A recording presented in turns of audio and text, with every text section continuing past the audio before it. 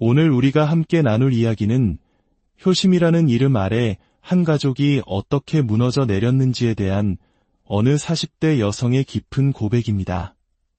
누구나 부모에게 효도하고 싶은 마음은 같을 것입니다. 한국인에게 효는 삶의 가장 중요한 가치 중 하나이니까요. 하지만 그 마음이 때로는 잘못된 방향으로 흘러 다른 이에게 씻을 수 없는 상처를 주기도 합니다. 오직 자신들의 안위와 감정만을 생각했던 한 가족, 그리고 그 이기심이 결국 어떤 비극을 불러왔는지 지금부터 그 기억의 페이지를 함께 넘겨보겠습니다. 저의 어린 시절은 늘 고소한 참기름 냄새와 함께였습니다. 경상도의 작은 동네에서 부모님은 아담한 반찬 가게를 운영하시며 저와 여동생을 키우셨습니다. 학교가 끝나면 을의 가게로 달려가 어머니를 돕는 것이 저의 일과였죠. 아버지는 제가 어릴 적부터 당뇨로 몸이 편찮으셔서 가게의 거의 모든 일은 어머니의 몫이었습니다. 작은 아이의 눈에도 어머니의 고단한 삶은 선명하게 보였습니다. 새벽같이 일어나 재료를 다듬고 하루 종일 불 앞에서 반찬을 만들고 저녁 늦게까지 가게를 정리하시던 어머니의 구분 등 저는 어떻게든 그 짐을 덜어드리고 싶었습니다. 하지만 제가 고등학생이 되던 해 아버지는 당뇨 합병증으로 결국 저희 곁을 떠나셨습니다. 그때부터 어머니는 저와 동생을 위해 더욱 억척스럽게 일하셨습니다. 동네에서는 제 손맛도 제법 알아졌지만 어머니의 깊은 손맛은 평생 따라갈 수 없을 겁니다. 어머니가 만들어주신 수많은 반찬 중에서도 제 마음속 최고의 음식은 바로 김치였습니다. 시원한 김장김치부터 간 무쳐낸 겉절이, 알싸한 파김치, 여름철 입맛을 돋우는 열무김치, 그리고 구수한 콩잎김치까지. 어머니의 손을 거치면 그 어떤 재료도 세상에서 가장 맛있는 김치로 변신했습니다. 특히 무말랭이나 배추 우거지로 담그시던 짠지의 그 오독오독하고 깊은 맛은 세월이 흐른 지금도 혀끝에 생생하게 맴돕니다. 어머니의 정성이 담긴 반찬 가게는 늘 단골 손님들로 북적였습니다. 하루 종일 손에 물마를 날 없이 일하신 어머니 덕분에 저와 여동생은 무사히 대학을 졸업하고 좋은 직장에 들어갈 수 있었습니다.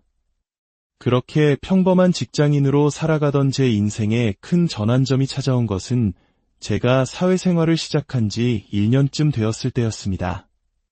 평생의 고생이 병이 되어 어머니께 류마티스 관절염이 찾아온 것입니다.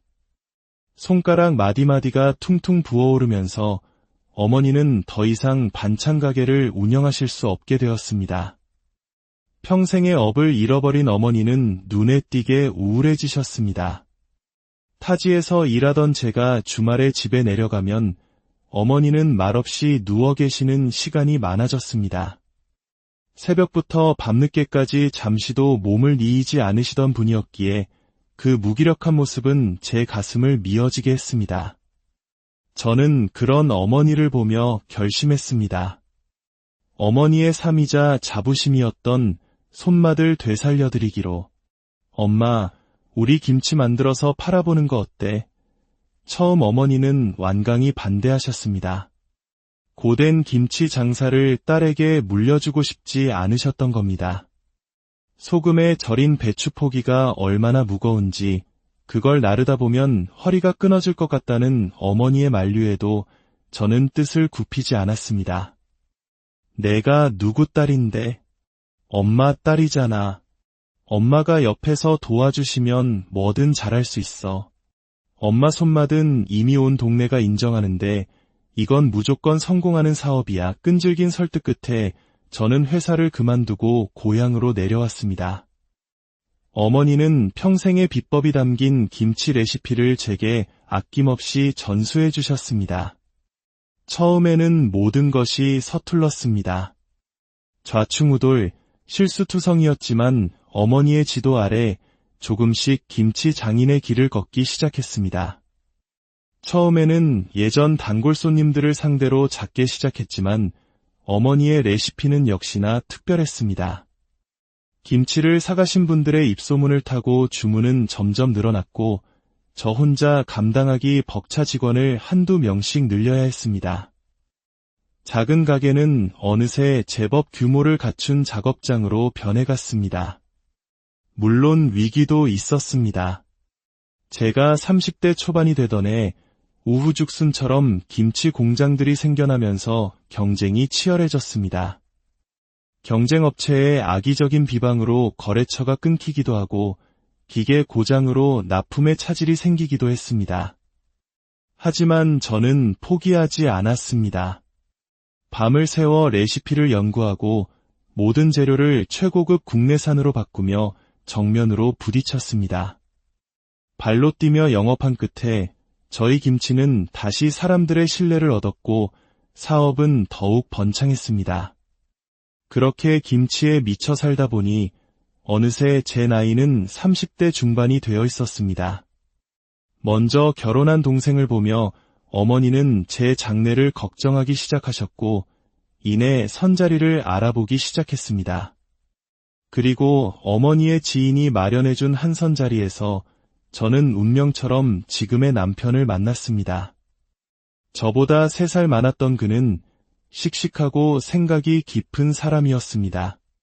대부분의 남자들이 제 김치 공장의 규모에 관심을 보였던 것과 달리 그는 김수연이라는 사람 자체를 궁금해했습니다. 그런 진솔한 모습에 끌려 저희는 연애를 시작했고 8개월 만에 결혼을 약속하게 되었습니다. 결혼 허락은 순조로웠습니다. 시댁은 파주였고 시아버님은 남편이 30대 초반에 돌아가셔서 시어머니 홀로 계셨습니다. 남편 위로는 누나인 큰 시누이가, 아래로는 여동생인 작은 시누이가 있었습니다.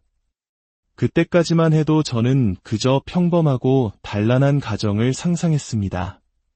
하지만 결혼 직후부터 그 평범한 가정의 이면이 서서히 드러나기 시작했습니다. 저는 결혼하자마자 감사하게도 바로 아이를 가졌습니다. 기쁜 마음으로 시댁에 소식을 전하러 갔을 때 시어머니는 뜻밖의 반응을 보이셨습니다. 너희 임신한 거 내 시누이한테는 좀 나중에 알리면 안 되겠니? 걔가 지금 아이가 안 생겨서 스트레스 받고 있는데 너희 소식 들으면 얼마나 속상하겠니? 기쁜 소식을 전하러 먼 길을 달려왔건만 축하보다 걱정이 앞서는 시어머니의 모습에 맥이 탁 풀렸습니다. 남편은 개의치 않고 가족들에게 임신 소식을 알렸지만 아니나 다를까 큰 시누이는 축하 한마디 건네지 않았습니다. 제가 아들을 낳았을 때도 시댁 식구들은 거리가 멀다는 이유로 병원에 한 번 찾아오지 않았습니다. 오히려 몸이 불편하신 저희 어머니와 여동생이 병원으로 와서 제 산후조리를 도왔습니다. 아들의 첫 돌잔치 때도 마찬가지였습니다. 가족끼리 조촐하게 식사 자리를 마련하려 시어머니께 연락을 드리자 충격적인 소식이 들려왔습니다. 큰 시누이가 이혼을 했다는 것이었습니다. 내 시누이 자존심에 이혼했다고 떠들고 다니겠니? 지금 속이 말이 아닐 테니 당분간은 걔 심기 건드리지 말아라. 돌잔치는 우리 없이 너희끼리 하렴. 결국 아들의 첫 생일 역시 시댁 식구들 없이 저희 친정 식구들끼리 축하해야 했습니다. 저는 그때까지만 해도 그저 상황이 어쩔 수 없었다고, 그럴 수 있다고 애써 이해하려 했습니다. 하지만 시간이 지날수록 시댁 식구들의 행동은 도를 넘기 시작했습니다. 한 번은 일이 바빠 미처 저녁거리를 챙겨가지 못하고 시댁에 방문한 적이 있었습니다. 저희를 보자마자 큰 시누이가 대뜸 쏘아붙였습니다. 어머, 너희 저녁 먹을 거 안 사왔어? 어떻게 빈손으로 올 수가 있어? 엄마, 집에 먹을 거 없지? 그럼 나가서 먹자. 내가 알아본 데 있으니까. 큰 시누이는 저희를 끌고 제법 값비싼 식당으로 향했고 마치 선심 쓰듯 이것저것 주문했습니다.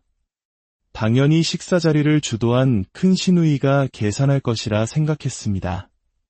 하지만 식사가 끝나자 그녀는 뒤도 돌아보지 않고 밖으로 나가버렸습니다. 황당해서 붙잡자 그녀는 태연하게 말했습니다. 계산. 내가 돈이 어디 있어? 당연히 올케가 내는 거 아니야. 여기서 올케만큼 돈 버는 사람이 어딨다고. 잘 먹었어. 올케. 그날 밤 집으로 돌아오는 차 안에서 저는 남편에게 분노를 터뜨렸습니다. 남편은 제게 간곡히 부탁했습니다. 30살의 아버지를 여의고 아버지의 마지막 유언이 엄마와 누나, 여동생을 잘 지켜달라는 것이었다고요. 아버지의 소원만큼은 꼭 들어드리고 싶다는 남편의 눈물 섞인 호소에 저는 또다시 마음이 약해졌습니다. 그렇게 몇 번을 참고 넘어가자 그들은 저의 인내를 당연한 권리로 여기기 시작했습니다. 어느 날 직업 없이 지내던 작은 시누이가 제 김치 공장에서 일하고 싶다고 연락해왔습니다. 저는 가족이기에 기꺼이 자리를 마련해 주었습니다. 하지만 그녀는 출근 첫날부터 일은 하지 않고 사무실에 앉아 쉬기만 했습니다. 보다 못한 제가 일을 하라고 재촉하자 그녀는 오히려 저를 원망했습니다. 언니, 솔직히 내가 언니 시누인데 이렇게까지 일 시키는 건 좀 그렇지 않아요? 가족인데 좀 봐줄 수도 있잖아요. 결국 저는 작은 시누이를 그날로 집으로 돌려보냈습니다. 그러자 잠시 후 시어머니에게서 불호령이 떨어졌습니다. 제 귀한 딸을 데려가서 고생만 시키고 돈도 안 줬다며 당장 사과하라는 것이었습니다. 기가 막혔지만 저는 더 이상 참지 않았습니다. 어머님, 아가씨가 와서 한 일이 없는데 무슨 돈을 드려요? 자세한 건 어머님 아들과 얘기하세요. 그날 저녁 모든 사실을 전해들은 남편은 시댁으로 달려가 생전 처음으로 불같이 화를 냈다고 합니다. 그 순한 아들이 분노하는 모습에 시댁 식구들은 크게 놀란 듯했고 그 이후 한동안 저를 향한 직접적인 괴롭힘은 줄어들었습니다. 저는 그들이 조금이나마 변했을 거라 믿고 싶었습니다. 하지만 그것은 저의 착각이었습니다. 결혼 4년차, 시어머니의 연세가 70이 넘으시자 시누이들은 은근슬쩍 합가를 요구하기 시작했습니다. 외로운 어머니를 아들 내외가 모셔야 한다는 것이었습니다. 집에 항상 함께 있는 딸들은 가족도 아니냐는 제 반박에 그들은 입을 다물었지만 그들의 계획은 다른 방식으로 진행되었습니다.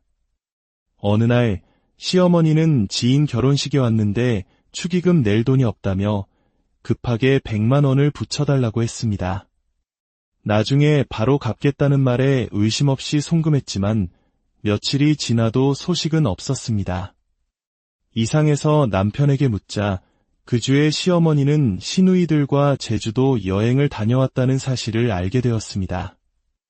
명백한 거짓말이었지만 시어머니는 끝까지 제주도에 사는 지인 딸 결혼식에 간 것이라며 오리발을 내밀었습니다. 그리고 얼마 뒤 명절, 저는 시어머니께 용돈으로 상품권 50만 원을 드렸습니다.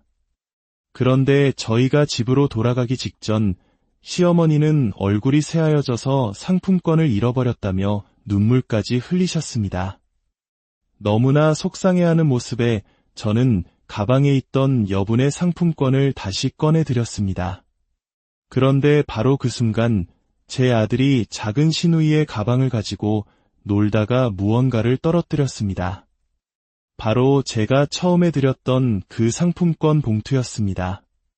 시어머니는 당황한 기색이 역력했지만 이내 손주가 가방에 넣어뒀나 보다며 태연하게 상황을 수습했습니다.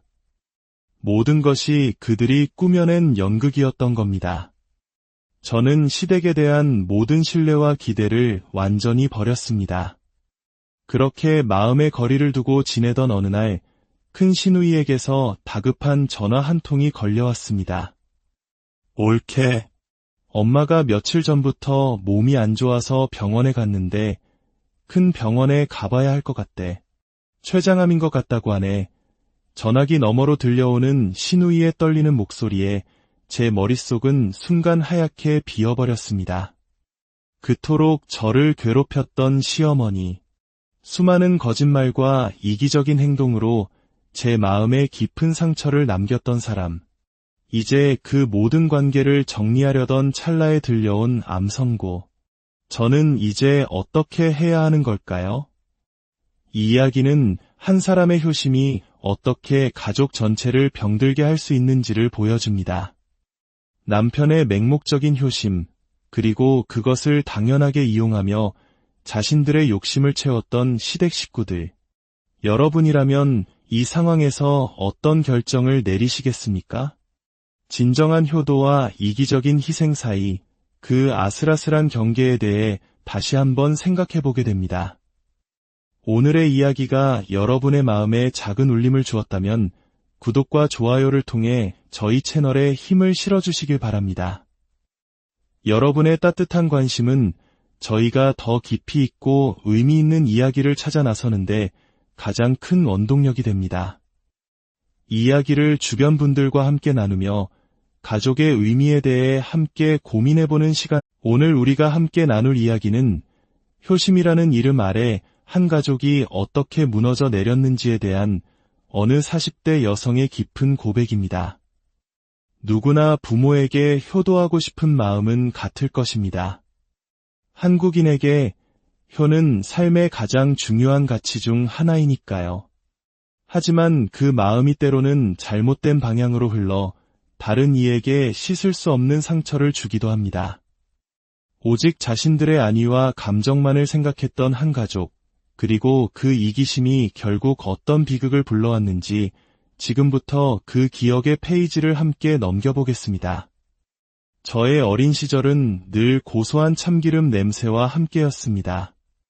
경상도의 작은 동네에서 부모님은 아담한 반찬 가게를 운영하시며 저와 여동생을 키우셨습니다. 학교가 끝나면 을의 가게로 달려가 어머니를 돕는 것이 저의 일과였죠. 아버지는 제가 어릴 적부터 당뇨로 몸이 편찮으셔서 가게의 거의 모든 일은 어머니의 몫이었습니다. 작은 아이의 눈에도 어머니의 고단한 삶은 선명하게 보였습니다. 새벽같이 일어나 재료를 다듬고 하루 종일 불 앞에서 반찬을 만들고 저녁 늦게까지 가게를 정리하시던 어머니의 구분 등 저는 어떻게든 그 짐을 덜어드리고 싶었습니다. 하지만 제가 고등학생이 되던 해 아버지는 당뇨 합병증으로 결국 저희 곁을 떠나셨습니다. 그때부터 어머니는 저와 동생을 위해 더욱 억척스럽게 일하셨습니다.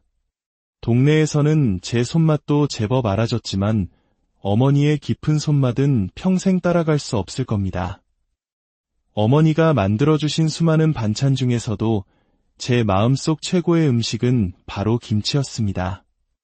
시원한 김장김치부터 간 무쳐낸 겉절이, 알싸한 파김치, 여름철 입맛을 돋우는 열무김치, 그리고 구수한 콩잎김치까지. 어머니의 손을 거치면 그 어떤 재료도 세상에서 가장 맛있는 김치로 변신했습니다.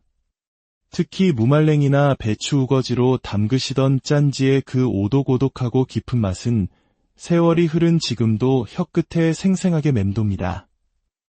어머니의 정성이 담긴 반찬 가게는 늘 단골 손님들로 북적였습니다.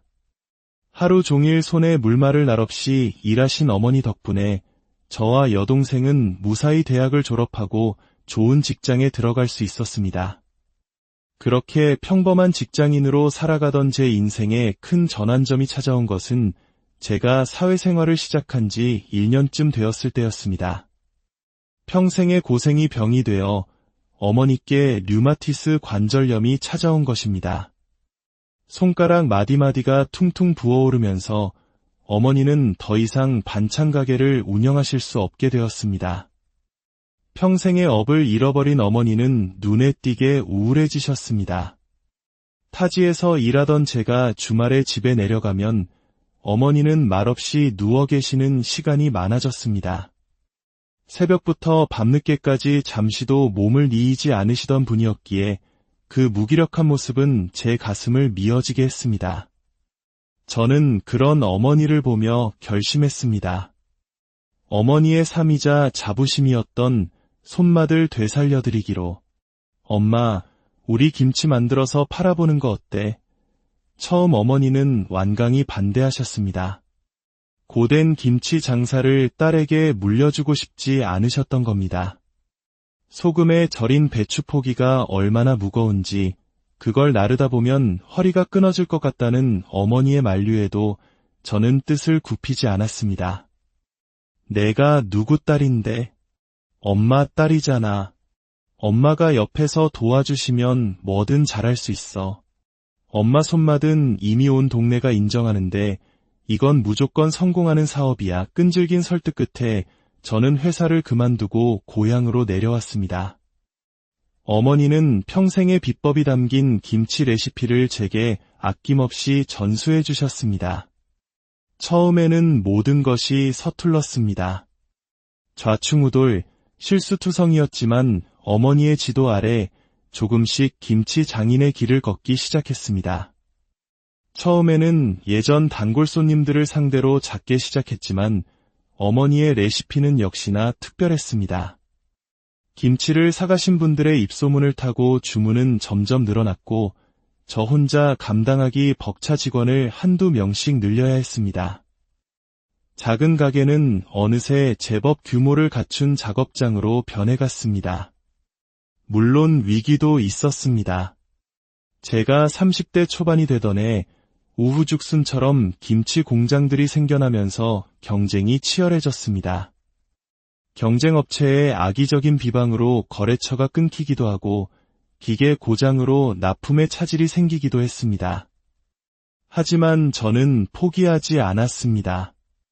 밤을 새워 레시피를 연구하고 모든 재료를 최고급 국내산으로 바꾸며 정면으로 부딪혔습니다.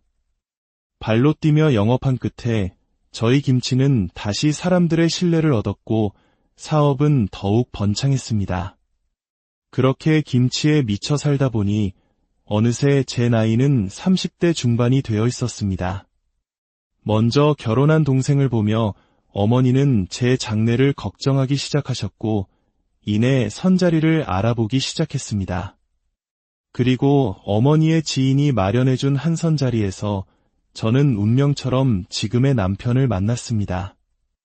저보다 3살 많았던 그는 씩씩하고 생각이 깊은 사람이었습니다.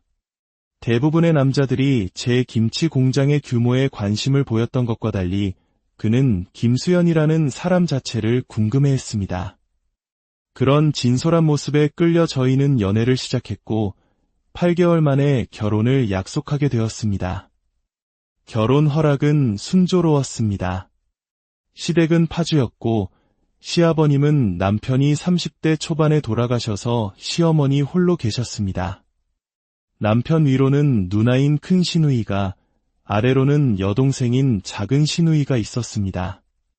그때까지만 해도 저는 그저 평범하고 단란한 가정을 상상했습니다. 하지만 결혼 직후부터 그 평범한 가정의 이면이 서서히 드러나기 시작했습니다. 저는 결혼하자마자 감사하게도 바로 아이를 가졌습니다. 기쁜 마음으로 시댁에 소식을 전하러 갔을 때 시어머니는 뜻밖의 반응을 보이셨습니다. 너희 임신한 거 내 시누이한테는 좀 나중에 알리면 안 되겠니? 걔가 지금 아이가 안 생겨서 스트레스 받고 있는데 너희 소식 들으면 얼마나 속상하겠니? 기쁜 소식을 전하러 먼 길을 달려왔건만 축하보다 걱정이 앞서는 시어머니의 모습에 맥이 탁 풀렸습니다. 남편은 개의치 않고 가족들에게 임신 소식을 알렸지만 아니나 다를까 큰 시누이는 축하 한마디 건네지 않았습니다. 제가 아들을 낳았을 때도 시댁 식구들은 거리가 멀다는 이유로 병원에 한 번 찾아오지 않았습니다. 오히려 몸이 불편하신 저희 어머니와 여동생이 병원으로 와서 제 산후조리를 도왔습니다. 아들의 첫 돌잔치 때도 마찬가지였습니다. 가족끼리 조촐하게 식사 자리를 마련하려 시어머니께 연락을 드리자 충격적인 소식이 들려왔습니다. 큰 시누이가 이혼을 했다는 것이었습니다. 내 시누이 자존심에 이혼했다고 떠들고 다니겠니? 지금 속이 말이 아닐 테니 당분간은 개 심기 건드리지 말아라. 돌잔치는 우리 없이 너희끼리 하렴. 결국 아들의 첫 생일 역시 시댁 식구들 없이 저희 친정 식구들끼리 축하해야 했습니다. 저는 그때까지만 해도 그저 상황이 어쩔 수 없었다고, 그럴 수 있다고 애써 이해하려 했습니다. 하지만 시간이 지날수록 시댁 식구들의 행동은 도를 넘기 시작했습니다. 한 번은 일이 바빠 미처 저녁거리를 챙겨가지 못하고 시댁에 방문한 적이 있었습니다. 저희를 보자마자 큰 시누이가 대뜸 쏘아붙였습니다. 어머, 너희 저녁 먹을 거 안 사왔어? 어떻게 빈손으로 올 수가 있어? 엄마, 집에 먹을 거 없지? 그럼 나가서 먹자. 내가 알아본 데 있으니까. 큰 시누이는 저희를 끌고 제법 값비싼 식당으로 향했고 마치 선심 쓰듯 이것저것 주문했습니다. 당연히 식사 자리를 주도한 큰 시누이가 계산할 것이라 생각했습니다. 하지만 식사가 끝나자 그녀는 뒤도 돌아보지 않고 밖으로 나가버렸습니다. 황당해서 붙잡자 그녀는 태연하게 말했습니다. 계산. 내가 돈이 어디 있어? 당연히 올케가 내는 거 아니야. 여기서 올케만큼 돈 버는 사람이 어딨다고. 잘 먹었어. 올케. 그날 밤 집으로 돌아오는 차 안에서 저는 남편에게 분노를 터뜨렸습니다. 남편은 제게 간곡히 부탁했습니다.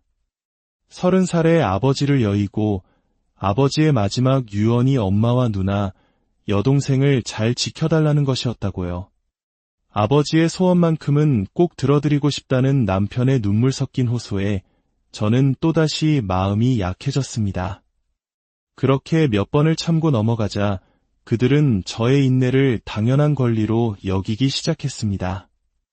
어느 날 직업 없이 지내던 작은 시누이가 제 김치 공장에서 일하고 싶다고 연락해왔습니다. 저는 가족이기에 기꺼이 자리를 마련해 주었습니다.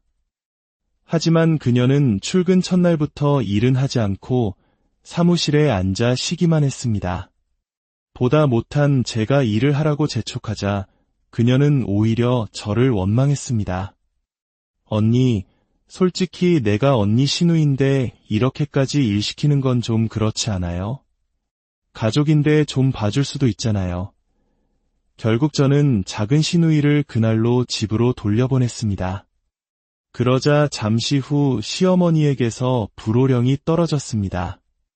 제 귀한 딸을 데려가서 고생만 시키고 돈도 안 줬다며 당장 사과하라는 것이었습니다. 기가 막혔지만 저는 더 이상 참지 않았습니다. 어머님, 아가씨가 와서 한 일이 없는데 무슨 돈을 드려요? 자세한 건 어머님 아들과 얘기하세요. 그날 저녁 모든 사실을 전해들은 남편은 시댁으로 달려가 생전 처음으로 불같이 화를 냈다고 합니다. 그 순한 아들이 분노하는 모습에 시댁 식구들은 크게 놀란 듯했고 그 이후 한동안 저를 향한 직접적인 괴롭힘은 줄어들었습니다. 저는 그들이 조금이나마 변했을 거라 믿고 싶었습니다. 하지만 그것은 저의 착각이었습니다. 결혼 4년 차, 시어머니의 연세가 70이 넘으시자 시누이들은 은근슬쩍 합가를 요구하기 시작했습니다.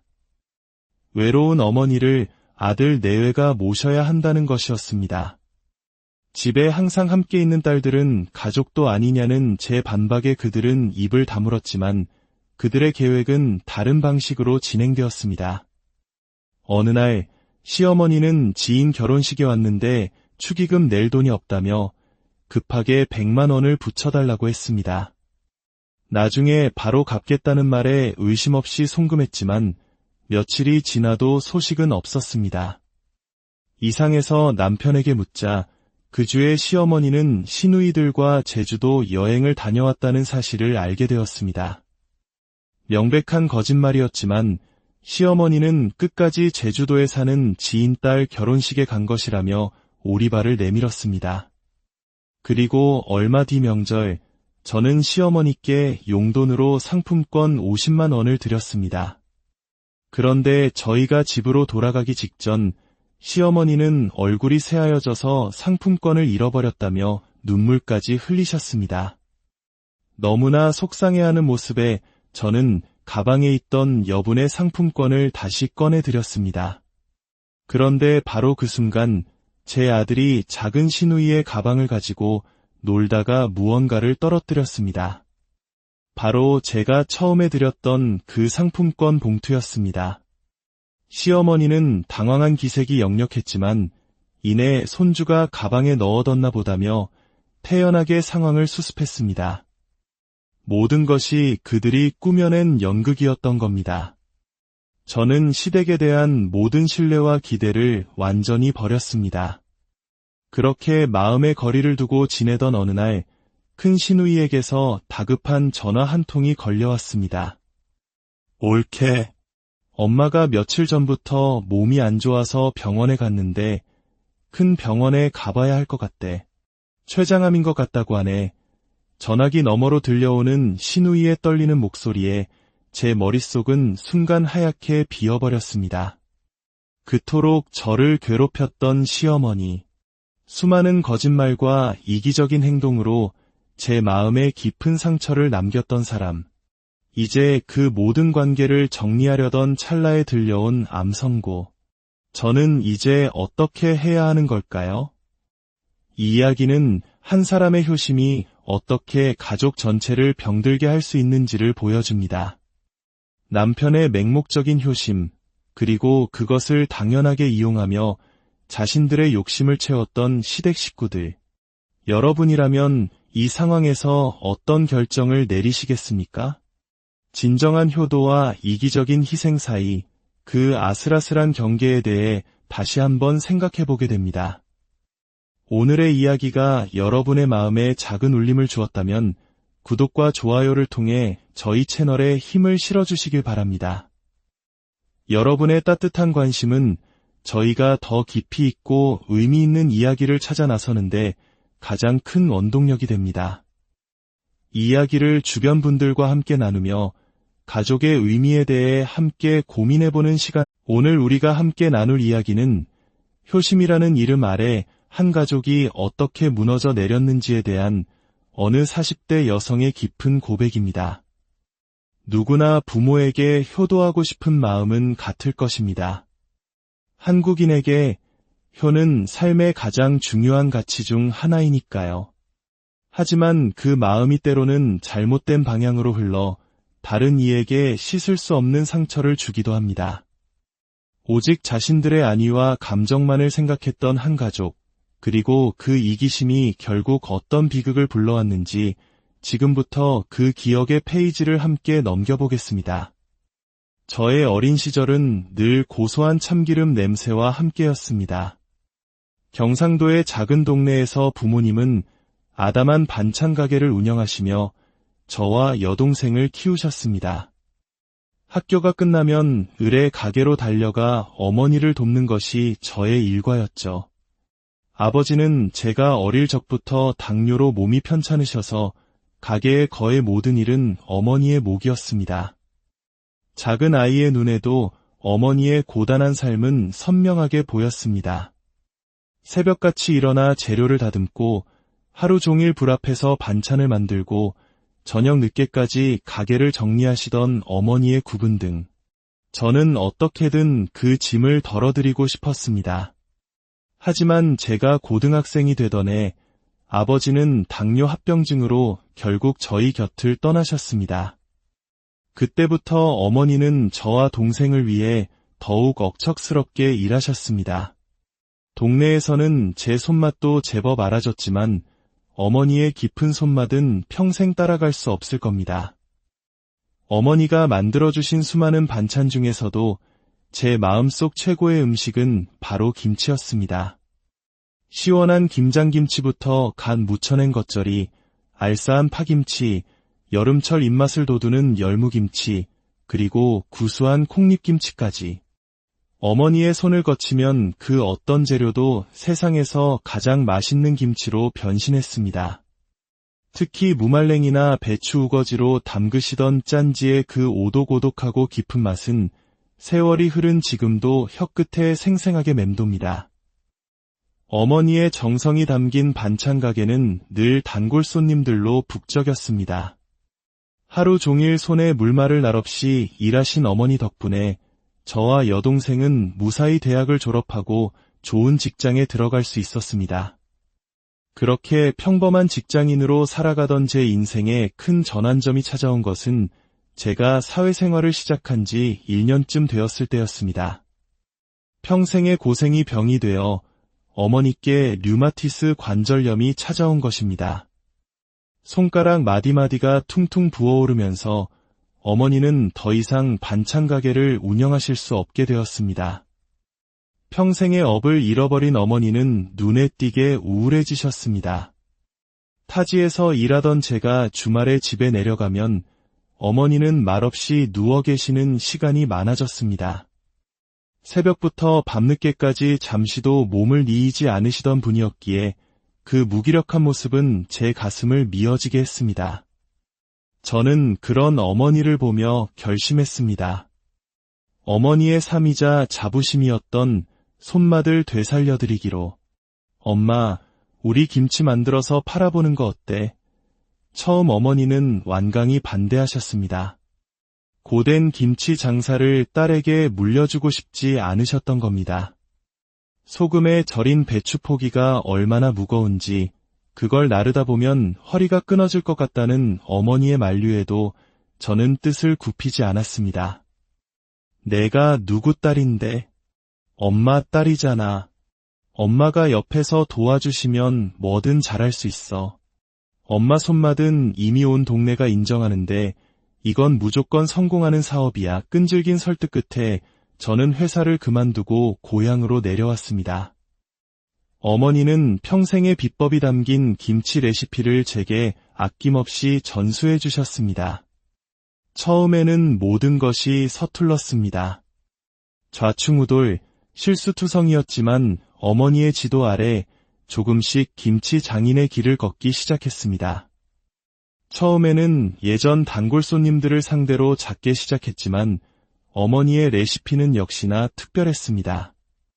김치를 사가신 분들의 입소문을 타고 주문은 점점 늘어났고 저 혼자 감당하기 벅차 직원을 한두 명씩 늘려야 했습니다. 작은 가게는 어느새 제법 규모를 갖춘 작업장으로 변해갔습니다. 물론 위기도 있었습니다. 제가 30대 초반이 되던 해 우후죽순처럼 김치 공장들이 생겨나면서 경쟁이 치열해졌습니다. 경쟁업체의 악의적인 비방으로 거래처가 끊기기도 하고 기계 고장으로 납품의 차질이 생기기도 했습니다. 하지만 저는 포기하지 않았습니다. 밤을 새워 레시피를 연구하고 모든 재료를 최고급 국내산으로 바꾸며 정면으로 부딪혔습니다. 발로 뛰며 영업한 끝에 저희 김치는 다시 사람들의 신뢰를 얻었고 사업은 더욱 번창했습니다. 그렇게 김치에 미쳐 살다 보니 어느새 제 나이는 30대 중반이 되어 있었습니다. 먼저 결혼한 동생을 보며 어머니는 제 장래를 걱정하기 시작하셨고 이내 선자리를 알아보기 시작했습니다. 그리고 어머니의 지인이 마련해준 한 선자리에서 저는 운명처럼 지금의 남편을 만났습니다. 저보다 3살 많았던 그는 씩씩하고 생각이 깊은 사람이었습니다. 대부분의 남자들이 제 김치 공장의 규모에 관심을 보였던 것과 달리 그는 김수연이라는 사람 자체를 궁금해했습니다. 그런 진솔한 모습에 끌려 저희는 연애를 시작했고 8개월 만에 결혼을 약속하게 되었습니다. 결혼 허락은 순조로웠습니다. 시댁은 파주였고 시아버님은 남편이 30대 초반에 돌아가셔서 시어머니 홀로 계셨습니다. 남편 위로는 누나인 큰 시누이가, 아래로는 여동생인 작은 시누이가 있었습니다. 그때까지만 해도 저는 그저 평범하고 단란한 가정을 상상했습니다. 하지만 결혼 직후부터 그 평범한 가정의 이면이 서서히 드러나기 시작했습니다. 저는 결혼하자마자 감사하게도 바로 아이를 가졌습니다. 기쁜 마음으로 시댁에 소식을 전하러 갔을 때 시어머니는 뜻밖의 반응을 보이셨습니다. 너희 임신한 거 내 시누이한테는 좀 나중에 알리면 안 되겠니? 걔가 지금 아이가 안 생겨서 스트레스 받고 있는데 너희 소식 들으면 얼마나 속상하겠니? 기쁜 소식을 전하러 먼 길을 달려왔건만 축하보다 걱정이 앞서는 시어머니의 모습에 맥이 탁 풀렸습니다. 남편은 개의치 않고 가족들에게 임신 소식을 알렸지만 아니나 다를까 큰 시누이는 축하 한마디 건네지 않았습니다. 제가 아들을 낳았을 때도 시댁 식구들은 거리가 멀다는 이유로 병원에 한 번 찾아오지 않았습니다. 오히려 몸이 불편하신 저희 어머니와 여동생이 병원으로 와서 제 산후조리를 도왔습니다. 아들의 첫 돌잔치 때도 마찬가지였습니다. 가족끼리 조촐하게 식사 자리를 마련하려 시어머니께 연락을 드리자 충격적인 소식이 들려왔습니다. 큰 시누이가 이혼을 했다는 것이었습니다. 내 시누이 자존심에 이혼했다고 떠들고 다니겠니? 지금 속이 말이 아닐 테니 당분간은 걔 심기 건드리지 말아라. 돌잔치는 우리 없이 너희끼리 하렴. 결국 아들의 첫 생일 역시 시댁 식구들 없이 저희 친정 식구들끼리 축하해야 했습니다. 저는 그때까지만 해도 그저 상황이 어쩔 수 없었다고, 그럴 수 있다고 애써 이해하려 했습니다. 하지만 시간이 지날수록 시댁 식구들의 행동은 도를 넘기 시작했습니다. 한 번은 일이 바빠 미처 저녁거리를 챙겨가지 못하고 시댁에 방문한 적이 있었습니다. 저희를 보자마자 큰 시누이가 대뜸 쏘아붙였습니다. 어머, 너희 저녁 먹을 거 안 사왔어? 어떻게 빈손으로 올 수가 있어? 엄마, 집에 먹을 거 없지? 그럼 나가서 먹자. 내가 알아본 데 있으니까. 큰 시누이는 저희를 끌고 제법 값비싼 식당으로 향했고 마치 선심 쓰듯 이것저것 주문했습니다. 당연히 식사 자리를 주도한 큰 시누이가 계산할 것이라 생각했습니다. 하지만 식사가 끝나자 그녀는 뒤도 돌아보지 않고 밖으로 나가버렸습니다. 황당해서 붙잡자 그녀는 태연하게 말했습니다. 계산. 내가 돈이 어디 있어? 당연히 올케가 내는 거 아니야. 여기서 올케만큼 돈 버는 사람이 어딨다고. 잘 먹었어. 올케. 그날 밤 집으로 돌아오는 차 안에서 저는 남편에게 분노를 터뜨렸습니다. 남편은 제게 간곡히 부탁했습니다. 30살의 아버지를 여의고 아버지의 마지막 유언이 엄마와 누나, 여동생을 잘 지켜달라는 것이었다고요. 아버지의 소원만큼은 꼭 들어드리고 싶다는 남편의 눈물 섞인 호소에 저는 또다시 마음이 약해졌습니다. 그렇게 몇 번을 참고 넘어가자 그들은 저의 인내를 당연한 권리로 여기기 시작했습니다. 어느 날 직업 없이 지내던 작은 시누이가 제 김치 공장에서 일하고 싶다고 연락해왔습니다. 저는 가족이기에 기꺼이 자리를 마련해 주었습니다. 하지만 그녀는 출근 첫날부터 일은 하지 않고 사무실에 앉아 쉬기만 했습니다. 보다 못한 제가 일을 하라고 재촉하자 그녀는 오히려 저를 원망했습니다. 언니, 솔직히 내가 언니 시누인데 이렇게까지 일 시키는 건 좀 그렇지 않아요? 가족인데 좀 봐줄 수도 있잖아요. 결국 저는 작은 시누이를 그날로 집으로 돌려보냈습니다. 그러자 잠시 후 시어머니에게서 불호령이 떨어졌습니다. 제 귀한 딸을 데려가서 고생만 시키고 돈도 안 줬다며 당장 사과하라는 것이었습니다.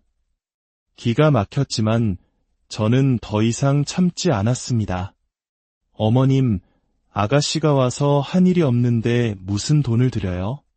자세한 건 어머님 아들과 얘기하세요. 그날 저녁 모든 사실을 전해들은 남편은 시댁으로 달려가 생전 처음으로 불같이 화를 냈다고 합니다. 그 순한 아들이 분노하는 모습에 시댁 식구들은 크게 놀란 듯했고 그 이후 한동안 저를 향한 직접적인 괴롭힘은 줄어들었습니다. 저는 그들이 조금이나마 변했을 거라 믿고 싶었습니다. 하지만 그것은 저의 착각이었습니다. 결혼 4년차, 시어머니의 연세가 70이 넘으시자 시누이들은 은근슬쩍 합가를 요구하기 시작했습니다. 외로운 어머니를 아들 내외가 모셔야 한다는 것이었습니다. 집에 항상 함께 있는 딸들은 가족도 아니냐는 제 반박에 그들은 입을 다물었지만 그들의 계획은 다른 방식으로 진행되었습니다. 어느 날 시어머니는 지인 결혼식에 왔는데 축의금 낼 돈이 없다며 급하게 100만 원을 붙여달라고 했습니다. 나중에 바로 갚겠다는 말에 의심 없이 송금했지만 며칠이 지나도 소식은 없었습니다. 이상해서 남편에게 묻자 그 주에 시어머니는 시누이들과 제주도 여행을 다녀왔다는 사실을 알게 되었습니다. 명백한 거짓말이었지만 시어머니는 끝까지 제주도에 사는 지인 딸 결혼식에 간 것이라며 오리발을 내밀었습니다.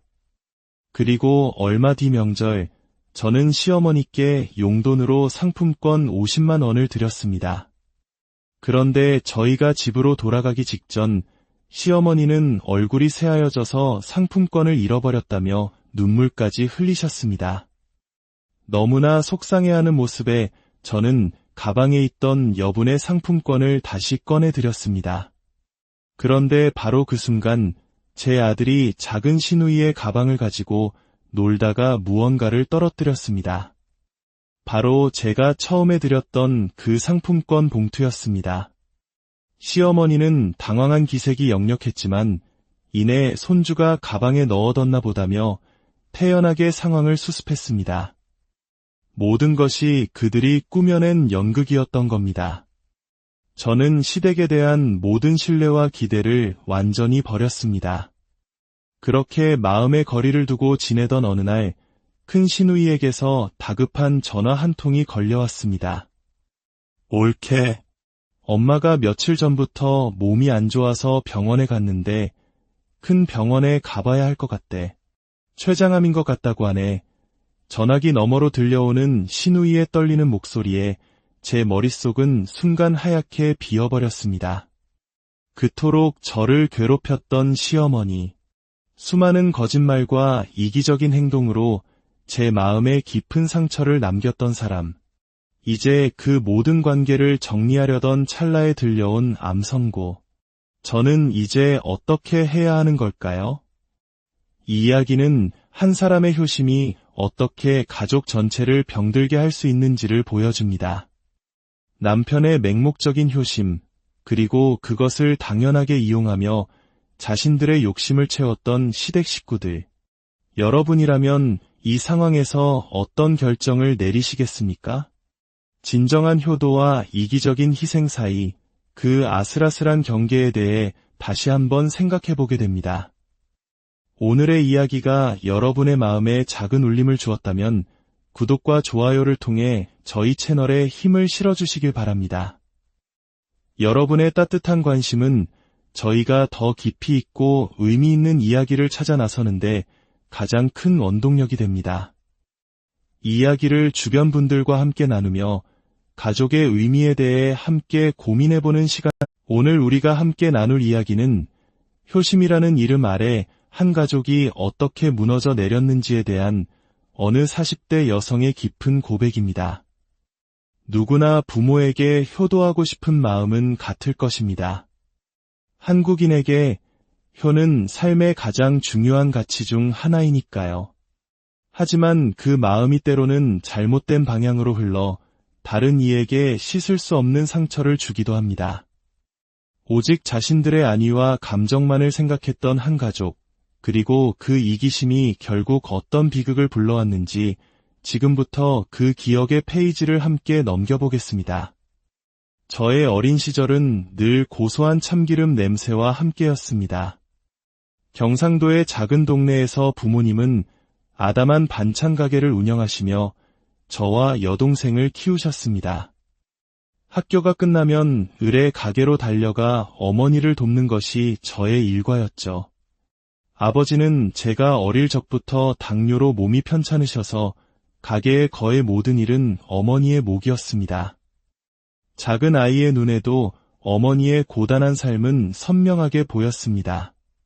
새벽같이 일어나 재료를 다듬고 하루 종일 불 앞에서 반찬을 만들고 저녁 늦게까지 가게를 정리하시던 어머니의 구분 등 저는 어떻게든 그 짐을 덜어드리고 싶었습니다. 하지만 제가 고등학생이 되던 해 아버지는 당뇨 합병증으로 결국 저희 곁을 떠나셨습니다. 그때부터 어머니는 저와 동생을 위해 더욱 억척스럽게 일하셨습니다. 동네에서는 제 손맛도 제법 알아졌지만 어머니의 깊은 손맛은 평생 따라갈 수 없을 겁니다. 어머니가 만들어주신 수많은 반찬 중에서도 제 마음속 최고의 음식은 바로 김치였습니다. 시원한 김장김치부터 간 무쳐낸 겉절이, 알싸한 파김치, 여름철 입맛을 돋우는 열무김치, 그리고 구수한 콩잎김치까지. 어머니의 손을 거치면 그 어떤 재료도 세상에서 가장 맛있는 김치로 변신했습니다. 특히 무말랭이나 배추 우거지로 담그시던 짠지의 그 오독오독하고 깊은 맛은 세월이 흐른 지금도 혀끝에 생생하게 맴돕니다. 어머니의 정성이 담긴 반찬 가게는 늘 단골 손님들로 북적였습니다. 하루 종일 손에 물마를 날 없이 일하신 어머니 덕분에 저와 여동생은 무사히 대학을 졸업하고 좋은 직장에 들어갈 수 있었습니다. 그렇게 평범한 직장인으로 살아가던 제 인생에 큰 전환점이 찾아온 것은 제가 사회생활을 시작한 지 1년쯤 되었을 때였습니다. 평생의 고생이 병이 되어 어머니께 류마티스 관절염이 찾아온 것입니다. 손가락 마디마디가 퉁퉁 부어오르면서 어머니는 더 이상 반찬 가게를 운영하실 수 없게 되었습니다. 평생의 업을 잃어버린 어머니는 눈에 띄게 우울해지셨습니다. 타지에서 일하던 제가 주말에 집에 내려가면 어머니는 말없이 누워 계시는 시간이 많아졌습니다. 새벽부터 밤늦게까지 잠시도 몸을 이이지 않으시던 분이었기에 그 무기력한 모습은 제 가슴을 미어지게 했습니다. 저는 그런 어머니를 보며 결심했습니다. 어머니의 삶이자 자부심이었던 손맛을 되살려드리기로. 엄마, 우리 김치 만들어서 팔아보는 거 어때? 처음 어머니는 완강히 반대하셨습니다. 고된 김치 장사를 딸에게 물려주고 싶지 않으셨던 겁니다. 소금에 절인 배추 포기가 얼마나 무거운지 그걸 나르다 보면 허리가 끊어질 것 같다는 어머니의 만류에도 저는 뜻을 굽히지 않았습니다. 내가 누구 딸인데? 엄마 딸이잖아. 엄마가 옆에서 도와주시면 뭐든 잘할 수 있어. 엄마 손맛은 이미 온 동네가 인정하는데 이건 무조건 성공하는 사업이야. 끈질긴 설득 끝에 저는 회사를 그만두고 고향으로 내려왔습니다.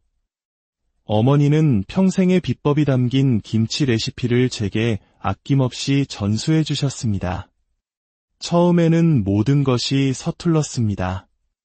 좌충우돌, 실수투성이었지만 어머니의 지도 아래 조금씩 김치 장인의 길을 걷기 시작했습니다. 처음에는 예전 단골 손님들을 상대로 작게 시작했지만 어머니의 레시피는 역시나 특별했습니다. 김치를 사가신 분들의 입소문을 타고 주문은 점점 늘어났고 저 혼자 감당하기 벅차 직원을 한두 명씩 늘려야 했습니다. 작은 가게는 어느새 제법 규모를 갖춘 작업장으로 변해갔습니다. 물론 위기도 있었습니다. 제가 30대 초반이 되던 해 우후죽순처럼 김치 공장들이 생겨나면서 경쟁이 치열해졌습니다. 경쟁업체의 악의적인 비방으로 거래처가 끊기기도 하고 기계 고장으로 납품의 차질이 생기기도 했습니다. 하지만 저는 포기하지 않았습니다. 밤을 새워 레시피를 연구하고 모든 재료를 최고급 국내산으로 바꾸며 정면으로 부딪혔습니다. 발로 뛰며 영업한 끝에 저희 김치는 다시 사람들의 신뢰를 얻었고 사업은 더욱 번창했습니다. 그렇게 김치에 미쳐 살다 보니 어느새 제 나이는 30대 중반이 되어 있었습니다. 먼저 결혼한 동생을 보며 어머니는 제 장래를 걱정하기 시작하셨고 이내 선자리를 알아보기 시작했습니다. 그리고 어머니의 지인이 마련해준 한 선자리에서 저는 운명처럼 지금의 남편을 만났습니다. 저보다 3살 많았던 그는 씩씩하고 생각이 깊은 사람이었습니다. 대부분의 남자들이 제 김치 공장의 규모에 관심을 보였던 것과 달리 그는 김수연이라는 사람 자체를 궁금해했습니다. 그런 진솔한 모습에 끌려 저희는 연애를 시작했고 8개월 만에 결혼을 약속하게 되었습니다. 결혼 허락은 순조로웠습니다. 시댁은 파주였고 시아버님은 남편이 30대 초반에 돌아가셔서 시어머니 홀로 계셨습니다. 남편 위로는 누나인 큰 시누이가, 아래로는 여동생인 작은 시누이가 있었습니다. 그때까지만 해도 저는 그저 평범하고 단란한 가정을 상상했습니다. 하지만 결혼 직후부터 그 평범한 가정의 이면이 서서히 드러나기 시작했습니다. 저는 결혼하자마자 감사하게도 바로 아이를 가졌습니다. 기쁜 마음으로 시댁에 소식을 전하러 갔을 때 시어머니는 뜻밖의 반응을 보이셨습니다. 너희 임신한 거 내 시누이한테는 좀 나중에 알리면 안 되겠니? 걔가 지금 아이가 안 생겨서 스트레스 받고 있는데 너희 소식 들으면 얼마나 속상하겠니? 기쁜 소식을 전하러 먼 길을 달려왔건만 축하보다 걱정이 앞서는 시어머니의 모습에 맥이 탁 풀렸습니다. 남편은 개의치 않고 가족들에게 임신 소식을 알렸지만 아니나 다를까 큰 시누이는 축하 한마디 건네지 않았습니다. 제가 아들을 낳았을 때도 시댁 식구들은 거리가 멀다는 이유로 병원에 한 번 찾아오지 않았습니다. 오히려 몸이 불편하신 저희 어머니와 여동생이 병원으로 와서 제 산후조리를 도왔습니다. 아들의 첫 돌잔치 때도 마찬가지였습니다. 가족끼리 조촐하게 식사 자리를 마련하려 시어머니께 연락을 드리자 충격적인 소식이 들려왔습니다. 큰 시누이가 이혼을 했다는 것이었습니다. 내 시누이 자존심에 이혼했다고 떠들고 다니겠니? 지금 속이 말이 아닐 테니 당분간은 걔 심기 건드리지 말아라. 돌잔치는 우리 없이 너희끼리 하렴. 결국 아들의 첫 생일 역시 시댁 식구들 없이 저희 친정 식구들끼리 축하해야 했습니다. 저는 그때까지만 해도 그저 상황이 어쩔 수 없었다고, 그럴 수 있다고 애써 이해하려 했습니다. 하지만 시간이 지날수록 시댁 식구들의 행동은 도를 넘기 시작했습니다. 한 번은 일이 바빠 미처 저녁거리를 챙겨가지 못하고 시댁에 방문한 적이 있었습니다. 저희를 보자마자 큰 시누이가 대뜸 쏘아붙였습니다. 어머, 너희 저녁 먹을 거 안 사왔어? 어떻게 빈손으로 올 수가 있어? 엄마, 집에 먹을 거 없지? 그럼 나가서 먹자. 내가 알아본 데 있으니까. 큰 시누이는 저희를 끌고 제법 값비싼 식당으로 향했고 마치 선심 쓰듯 이것저것 주문했습니다. 당연히 식사 자리를 주도한 큰 시누이가 계산할 것이라 생각했습니다. 하지만 식사가 끝나자 그녀는 뒤도 돌아보지 않고 밖으로 나가버렸습니다. 황당해서 붙잡자 그녀는 태연하게 말했습니다. 계산. 내가 돈이 어디 있어? 당연히 올케가 내는 거 아니야.